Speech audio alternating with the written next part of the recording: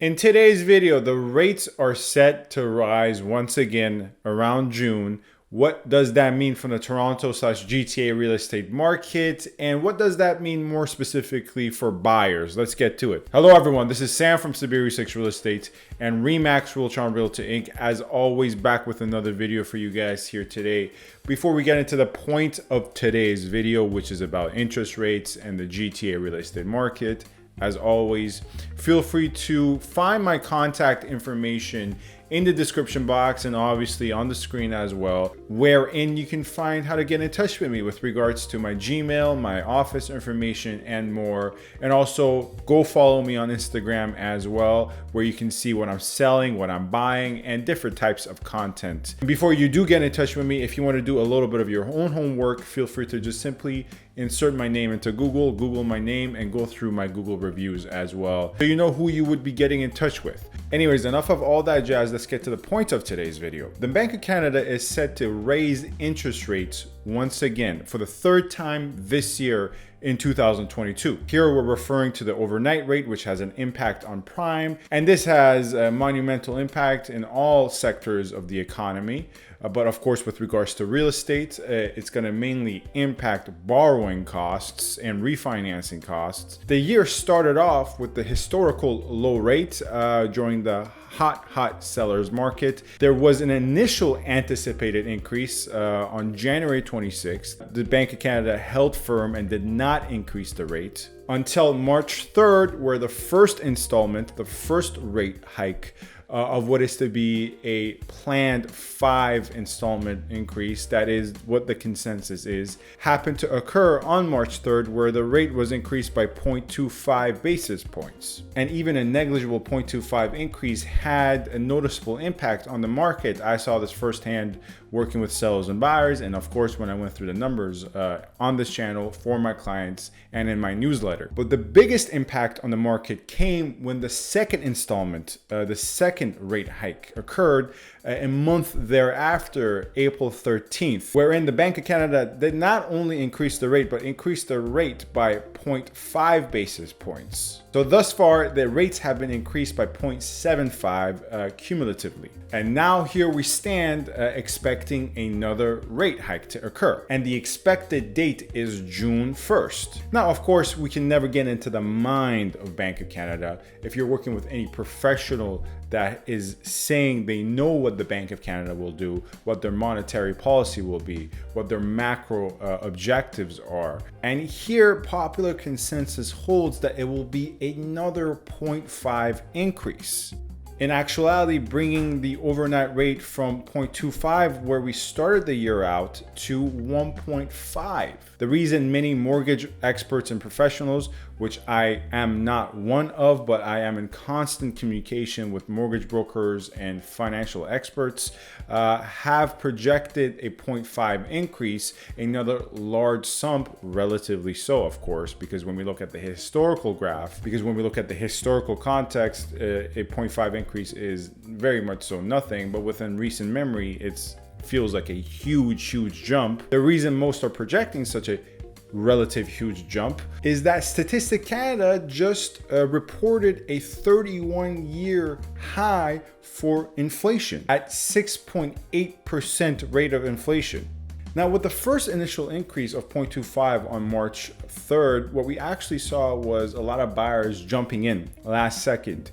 Buyers who were already on the market looking for a while, finally submitting their final and best offers on offer presentation night, or making that purchase they've been thinking about because they wanted to get in before the rates increased. And that was clearly represented in the number of offers listings would get, the number of showings listings would get. And once again, I'm speaking on both behalf of buyers and sellers. I saw this from the buying side, where we went in on properties for my buyers, and all of a sudden, before the first expected increase, there was a upwards of 7, 9, 10 offers out of nowhere.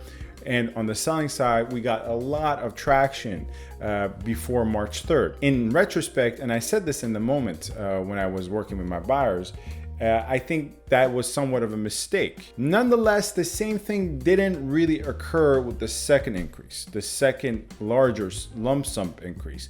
It occurred to less of an extent, but I didn't see it firsthand. Well, it seems that impact, that effect of people jumping in to purchase something before the rates go up, is even less so with this increase anticipated to come June 1st, because the market has substantially softened ever since. Now, if you've watched this channel, I've gone through how the numbers have fallen, where the numbers have fallen the most, prices have fallen, the number of listings, what buyers should do, what sellers should do. But there is no doubt with the 0.5 increase to come June 1st, prices will drop even further. They have already dropped from the highs of February, but if we're comparing to last maybe December, November, most buyers are still up from last December and November. Obviously, once again, it depends where we break it down. If we break it down to condos in North York versus semi-detached in Mississauga versus fully detached in Newmarket, completely different story. But overall, generally speaking, the market is still up from where we were last November, last December, but down from February. Somewhere is 1 to 3%, for instance, in the city of Toronto. In the suburbs, far more exasperated fall, anywhere from 10 to 15%. So with this next installment to come, I frankly see that the fall in prices will continue. Now, how should buyers approach this? Because if you are a buyer in today's market, you have to weigh two variables. As rates go up, prices drop.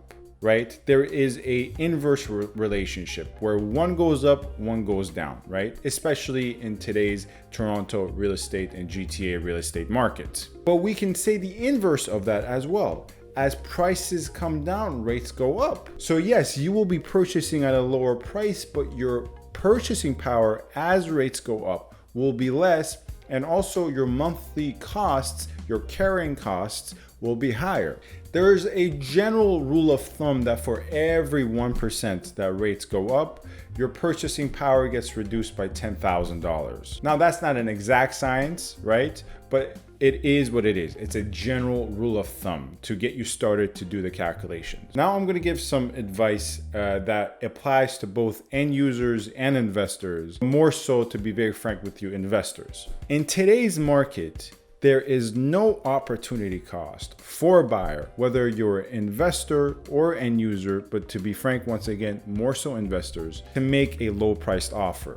A market such as this, a market that is shifting, as I've already called it, a buyer's market. I was probably ahead of a lot of others ever since I published my most recent video establishing that, in my professional opinion, that it is a buyer's market. A lot of people have been saying as such as well. In this moderate to buyer's market, whatever way you want to look at it, there's zero opportunity costs involved with taking a shot to see how much you can get off of a property. In more crude terms, if you're an investor, there is no hurt in lowballing properties that cash flow very well. That is to say, if you sit down with your agent and do your due diligence and see a property can cash flow relatively close to what your monthly expense is, and for the range you're looking at, whether it's in the 500s, whether it's in the millions, whether it's in the 1.5s, it's going to cash flow very well, then in today's market you have very little to lose by making a low offer. Think about it. What's the worst that can happen? You make a low offer and you get the property, or you make a low offer and you don't get the property. From there on in, if you choose to continue with negotiations, you may have some room to go. But it's not as if you're compelled to go up much higher. Whereas in a hot seller-friendly market, you make a low offer, guess what? Someone else will get that property. In today's market, you make a low offer, that property is most likely going to stay on market for another week to 2 weeks, especially if it's a freehold property. Anyways, that's Sam from SaberiSixRealEstate, Remax Realtron Realty. Let me know if you have any further questions about the topics discussed in this video. Feel free to get in touch with me. My contact info in the description box. Thank you very much for watching. Stay safe and stay tuned. Thank you.